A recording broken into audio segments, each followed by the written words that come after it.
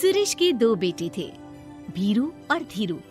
वो अपनी आखिरी वक्त में अपने बिस्तर पर था और उसके दोनों बेटे उसके पास आंखों में आंसू लिए बैठे थे। पिताजी, आप चिंता मत कीजिए, मैं और धीरू है ना, हम आपको कुछ नहीं होने देंगे। हाँ पिताजी, आप बस आराम कीजिए, डॉक्टर अभी आता ही होगा। मेरे बच्चों, मेरा अंतिम समय आ गया है। तुम दोनों मेरी बात ध्यान से सुनो। मैंने वकील से कहकर अपनी जायदाद तुम दोनों में आधी आधी बांट दी है। मेरे जाने के बाद तुम दोनों मिलकर रहना, एक दूसरे के सुख दुख में साथ देना। तुम्हारी माँ की भी यही इच्छा थी। जी पिताजी, आप जैसा कहेंगे हम वैसा ही करेंगे। जी पिताजी, आप जैसा कहेंगे हम वैसा ही करेंगे। और सुरेश उन्हें छोड़कर चला जाता है। अरे धीरू भाई, मैं तुझसे कहना चाहता था कि मुझे व्यापार बढ़ाने के लिए कुछ रुपयों की जरूरत है। अब पिताजी के जाने के बाद हम दोनों ही एक दूसरे का सहारा है। पिता के जाने के कुछ दिनों के बाद दोनों भाइयों की जिंदगी धीरे धीरे सामान्य हो जाती है। दोनों भाई अब अपना अपना व्यापार संभाल लेते हैं। दोनों एक ही घर में तो रहते हैं, लेकिन अब उनके रिश्ते में पहले जैसी बात नहीं रहती। भीरू शुरू से ही लालची था, इसलिए सुरेश ने पहले ही उन दोनों में प्रॉपर्टी का हिस्सा बांटकर लड़ाई की गुंजाइश खत्म कर दी थी। लेकिन पिताजी के जाने के बाद भीरू का लालच बढ़ने लगा। हाँ हाँ भैया, आप बताइए कि मैं आपकी किस तरह से मदद कर सकता हूँ। मुझसे जो बन पड़ेगा मैं करूँगा। अच्छा तो भाई, तू ना मुझे अपनी गाय दे दे। वैसे भी तू पढ़ा लिखा मॉडर्न लड़का है, भला तू गाय का करेगा क्या? लेकिन इससे मेरी ना बहुत मदद हो जाएगी। ठीक है भैया, आखिर भाई ही तो भाई के काम आता है। आप ले लीजिए मेरी गाय और उसे बेचकर आप उन रुपयों को अपने व्यापार में लगा लेना। बस फिर क्या था, भीरू अपने लालच की वजह से आए दिन धीरू से किसी न किसी बहाने पैसे या कीमती सामान ऐंठता रहता और बेचारा सीधा सादा धीरू उसकी मदद कर दिया करता। इसी तरह 2 साल बीत जाते हैं और दोनों भाई शादी कर लेते हैं। शादी होने के साथ ही अपनी बीवी के कहने पर भीरू अपना हिस्सा अलग कर लेता है। अब दोनों भाई अलग अलग रहने लगते हैं। अरे साधना, ये देखो, मैंने आज ही एक बड़ी डील साइन की है। ये शहर का सबसे बड़ी फैक्ट्री का मालिक है। इसके साथ व्यापार करके मेरे व्यापार में दिन दुनी रात चौगुनी तरक्की होगी। लेकिन इसकी बस एक ही शर्त है, अगर इसे हर हफ्ते सामान की पेमेंट नहीं दूंगा तो मुझे इसे जुर्माने के तौर पर बहुत बड़ी रकम देनी होगी। ये तो बड़ी ही चिंता की बात लगती है जी। अरे चिंता कैसी, मैंने पहले ही हिसाब लगा लिया है। मैं इसे हर हफ्ते पेमेंट भी दूंगा और एडवांस पे ऑर्डर भी, तो फिर चिंता काहे की। पास से गुजर रहा भीरू उन दोनों की सारी बातें सुन लेता है और फिर, अरे राधा, सुनती हो? उस धीरू ने आज एक बहुत बड़ी डील साइन की है। ये सुनकर ना मुझे बहुत बुरा लग रहा है। भीरू उसे सारी बात बताता है। तो ऐसे हाथ पे हाथ रख के गुस्सा करने से क्या होने वाला है? आप तो उस डील की कमजोर कड़ी जानते ही हैं, तो मारिए हथौड़ा। अगले दिन धीरू के घर में चोरी होती है और उसमें उसके वो रुपए भी चले जाते हैं जो धीरू के घर में चोरी होती है, और उसमें उसके वो रुपए भी चले जाते हैं जो धीरू डील के मुताबिक क्लाइंट को देने वाला था।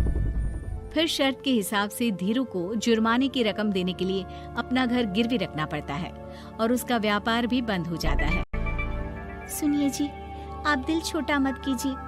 आप कोई ऐसा बिजनेस कीजिए जिसे आप जल्दी से जमा सके और कम पैसों से भी शुरू कर सके। आप फल सब्जियों का व्यापार शुरू कीजिए। तुम ठीक कहती हो, मैं कल से ही मंडी जाकर सब जानकारी लेकर आता हूँ। उधर भीरू और राधा धीरू की बर्बादी की खुशियां मनाने में लग जाते हैं और इधर धीरू खूब मेहनत करके फिर से अपनी आर्थिक हालात पटरी पर ले आता है। लेकिन फिर एक दिन,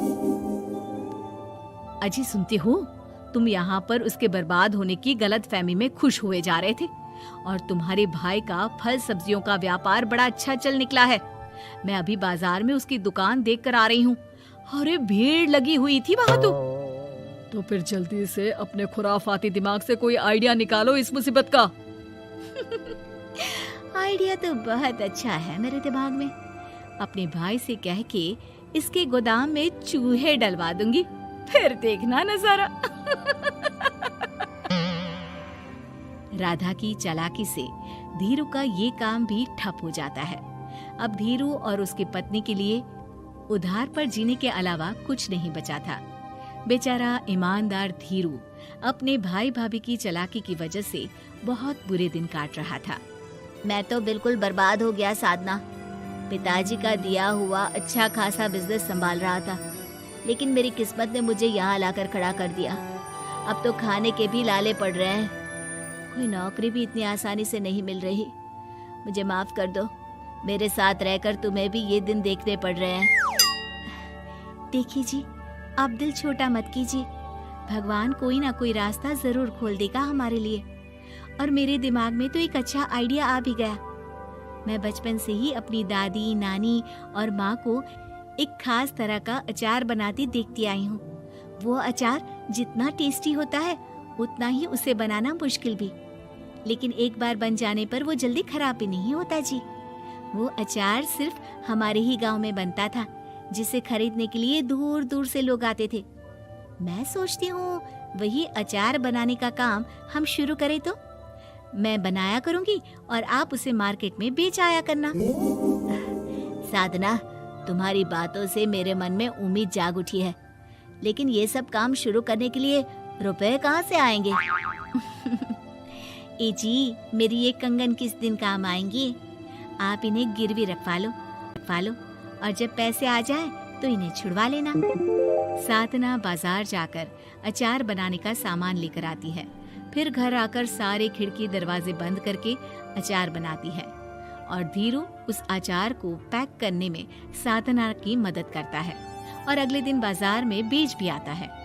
शुरू में सिर्फ 10 बोतल अचार ही बन पाता है, लेकिन उसे बेचकर हुए मुनाफे से अचार की बोतलें 10 से 50 और फिर 1000 और 10,000 हो जाती है।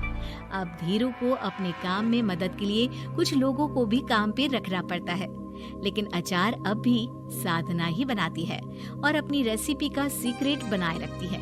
अब देखते ही देखते धीरू साधना ब्रांड अचार आसपास के कई शहरों में मशहूर हो जाता है और धीरू के दिन एक बार फिर बदलते हैं। धीरू के पास अब भीरू से दुगना बड़ा घर, गाड़ी, धन, अचार की कई फैक्ट्रीज और नौकर चाकर होते हैं। धीरू की इतनी तरक्की देखकर भीरू और राधा बुरी तरह से जल भुन जाते हैं, लेकिन अब उनके खिलाफ उनकी कोई चाल कामयाब नहीं होती। सुनिए जी, मैं ना कहती थी कि आप हिम्मत रखिए, एक दिन भगवान हमारे रास्ते जरूर खोल देगा। और देखिए जी, आज हम कहाँ से कहाँ आ गए। ये सब तुम्हारे फौलाद जैसे मजबूत मन की वजह से हो पाया है साधना, वरना एक समय मैं तो हिम्मत ही हार चुका था। तुमने न सिर्फ मेरा हौसला बढ़ाया बल्कि बिजनेस में मेरा साथ भी दिया। जहाँ एक तरफ धीरू और साधना अपनी मेहनत और हौसले से बहुत तरक्की कर चुके थे, वहीं दूसरी तरफ धीरू और राधा के लालच और धोखेबाजी की वजह से वो इनकम टैक्स वालों की नजरों में आ चुके थे। भीरू के एक घर पर इनकम टैक्स वालों का छापा पड़ता है और भीरू को काला धन जमा करने के आरोप में जेल जाना पड़ता है।